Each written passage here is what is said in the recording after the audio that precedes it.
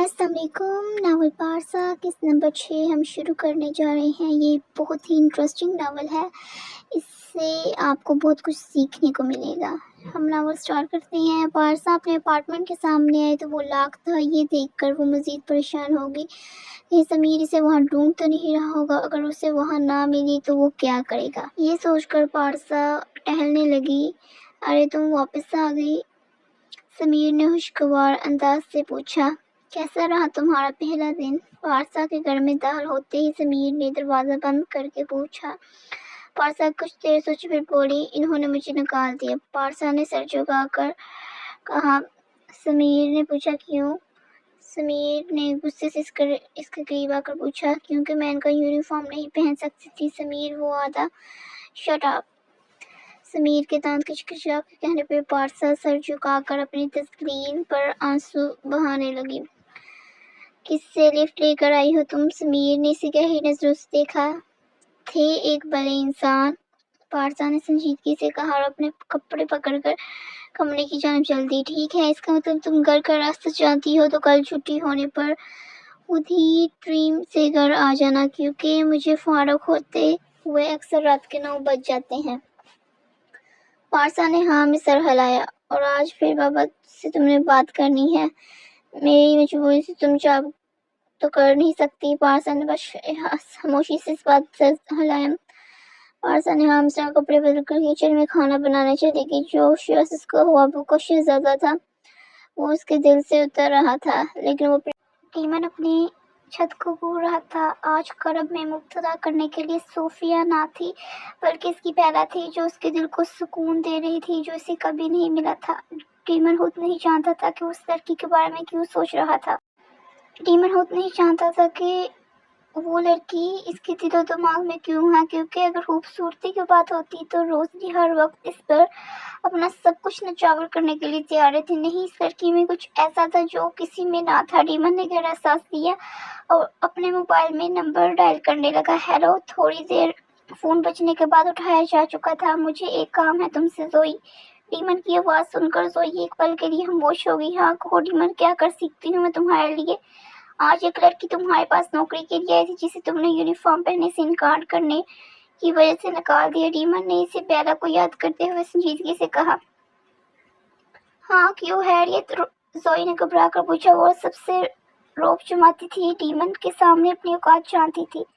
وہ کل پھر سے آئے گی، تم اسے صرف نوکری دو گی، بلکہ وہ جو بھی پہننا چاہیے وہ پہن سکتی ہے، تم اسے کچھ بھی پہننے پر مجبور نہیں کرو گی۔ ڈیمن نے حکم دیتے ہوئے کہا۔ ٹھیک ہے ڈیمن، ایسا ہی ہوگا۔ ڈیمن خاموش ہو گیا تو زوئی اس کی خاموشی دیکھ کر بول اٹھی، کیا میں تمہارے لیے کچھ اور کر سکتی ہوں؟ ہاں، ڈیمن نے سنجیدگی سے کہا۔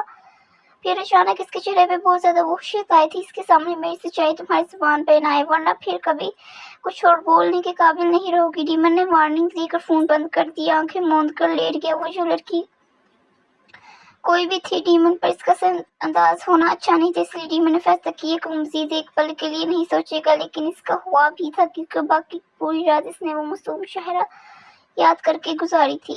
پارسا نے صبح اٹھ کر فجر کی نماز پڑھنے کے بعد اپنے اور سمیر لیے ناشتہ بنایا، پھر کچن وغیرہ سنبھال کر تیار ہونے لگے۔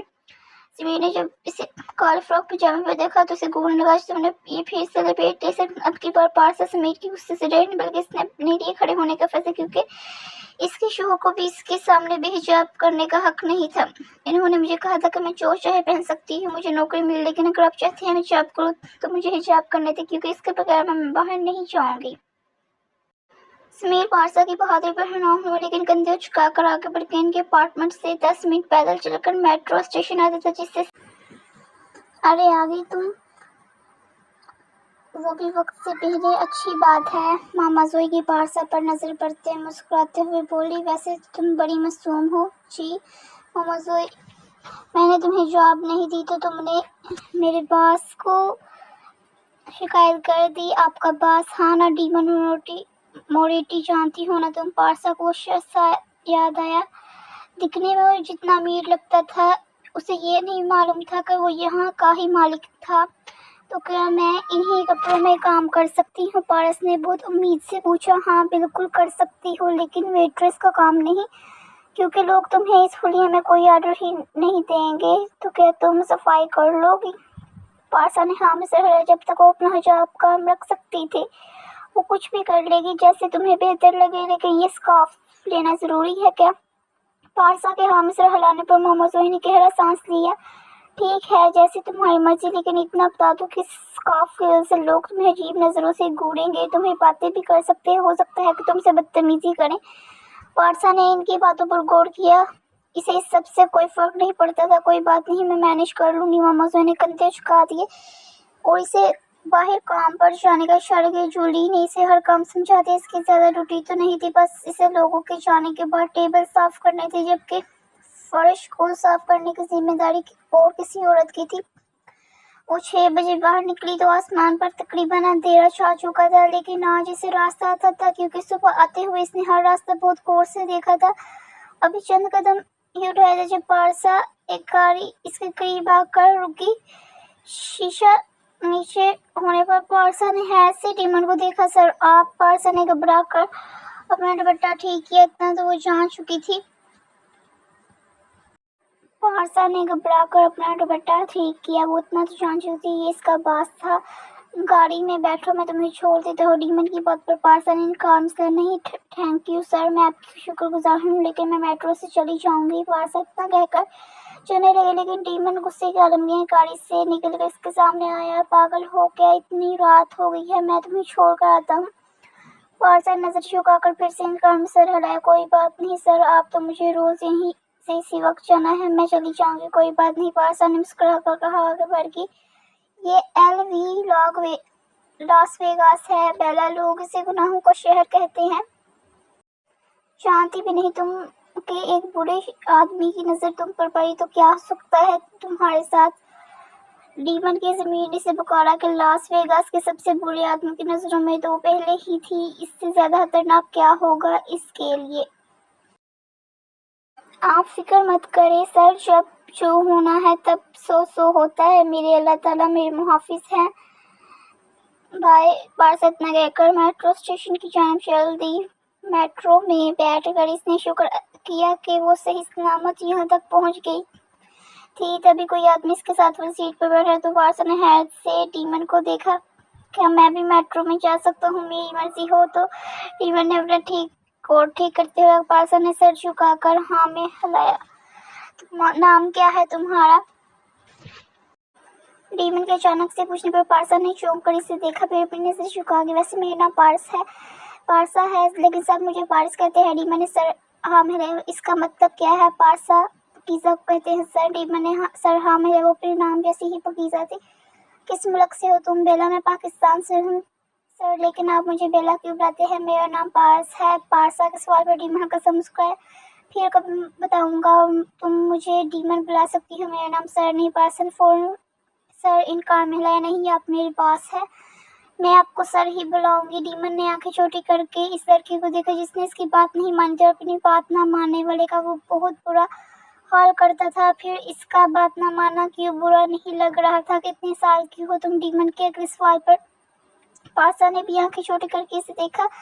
कि आप जवाब देने के बाद मेरा इंटरव्यू ले रहे हैं, यही समझ लो। डीमन ने मुस्कुरा कर कहा। मैं 19 साल की हूँ, पाकिस्तान अपने मामू के घर रहती हूँ और यहाँ अपने पारसा एक पल को रुकी, बहुत सा दुखी इसके आंखों में समा गया। अपने कजन के साथ रह रही हूँ। पारसा को वो पल याद जब समीर ने इसे कहा था कि वो उससे अपनी बीवी बताने पर शर्मिंदगी महसूस करता है। अचानक ही मेट्रो पारसा के स्टेशन पर रुकी तो पारसा खामोशी से नीचे उतर कर घर की जानब चल दी, जबकि डीमन भी इसके साथ खामोशी से चलता। इसका तकाया का मेरे साथ आने का शुक्रिया सर। सच तो ये था कि पहली मरतबा अकेले सफर करने से डर लग रहा था, लेकिन आपने मेरी मदद की, मैं आपकी शुक्रगुजार हूँ।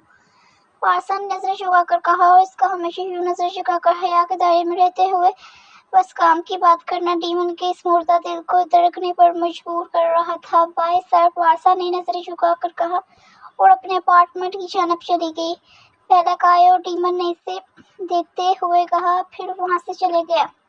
वो खुद भी नहीं जानता था कि इस लड़की की जानब वो क्यों खींचा चला जा रहा था, लेकिन ये इन दोनों के लिए ही ठीक नहीं था, क्योंकि वो लड़की तो एक फरिश्ते की मानद थी, मासूम और पकीज़ा, जबकि डीमन तो एक दरिंदा था। जॉर्ज ने हैरत से ज़मीर की तरफ देखा। क्या कहा तुमने? कितने पैसे चाहिए तुम्हें? $10,000 समीर की बात पर जॉर्ज की आंखें मजीद फैल गई। इतने पैसों का क्या करोगे तुम? समीर ने गहरा सांस लिया। एना को बर्थडे गिफ्ट एक गाड़ी चाहिए, वो खरीदूंगा। जॉर्ज हल्का सांस लिया। फिर तुम पागल हो? जो तुम्हें लगता है वो तुम्हारी बेवकूफ बीवी वेट्रेस का काम करके वो पैसा कमा के देगी। इसमें इस वजह से नौकरी पर नहीं लगाया, पाकिस्तान ना जाने के लिए बहाना बनाया था। जॉर्ज समीर की चालाकी पर हंसा। बहुत कमीनी चीज हो तुम। समीर ने हंसते हुए कहा। जॉर्ज के चेहरे पर बस वैसे ही यार, प्यारी बहुत है, क्यूट इनोसेंट। समीर ने अपनी नजरें घुमाई। मुझे बिल्कुल अच्छी नहीं लगती ये टिपिकल हरकतें, मुझे ऐसी बोल्ड लड़की चाहिए अपने लिए। समीर ने एक आंख दबा कर जॉर्ज की खुशकिस्मत आदमी हो समीर ने। हम वैसे $10,000 का बंदोबस्त कहाँ से करोगे? समीर की बात पूछने पर जॉर्ज में कुछ देर सोच में डूबा रहा।